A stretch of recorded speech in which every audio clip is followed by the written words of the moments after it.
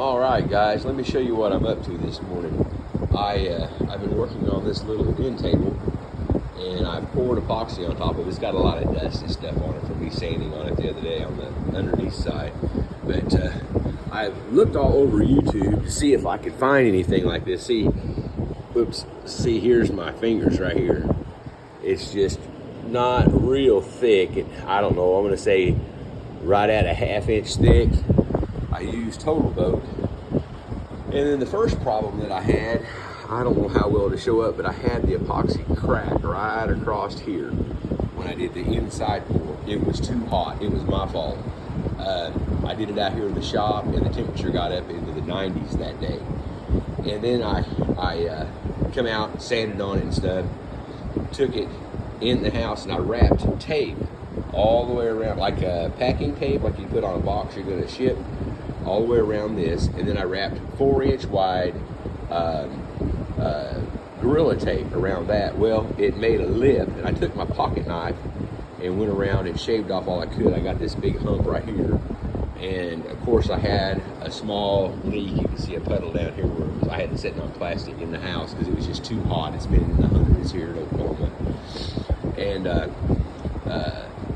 I learned a couple of things doing this. I've seen guys on YouTube use hot glue to fill in little things and stuff, and I thought, well, I got some clear hot glue sticks, I'll try it.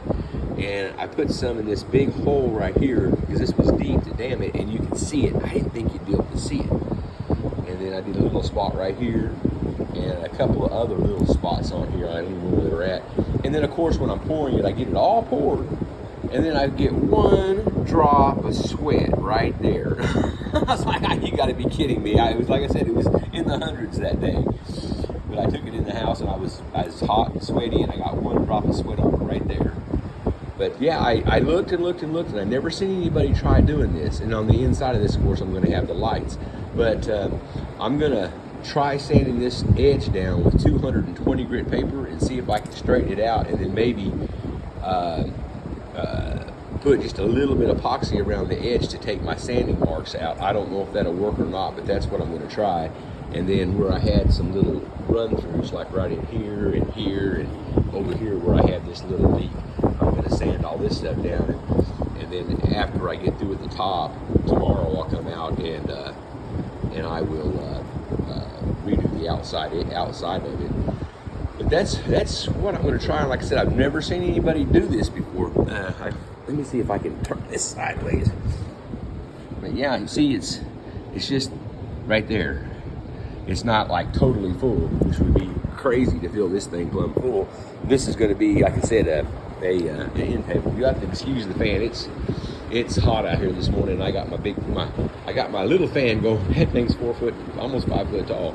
But anyways, that's what I'm doing today, and I just thought I'd show you this. I've never seen anybody do this before, and I know I've got one piece of grass seed right there. I live out in the country, and man, it's just so hard to keep everything perfectly spotlessly clean. Even though I've cleaned my shop, you get out here and you know, things happen.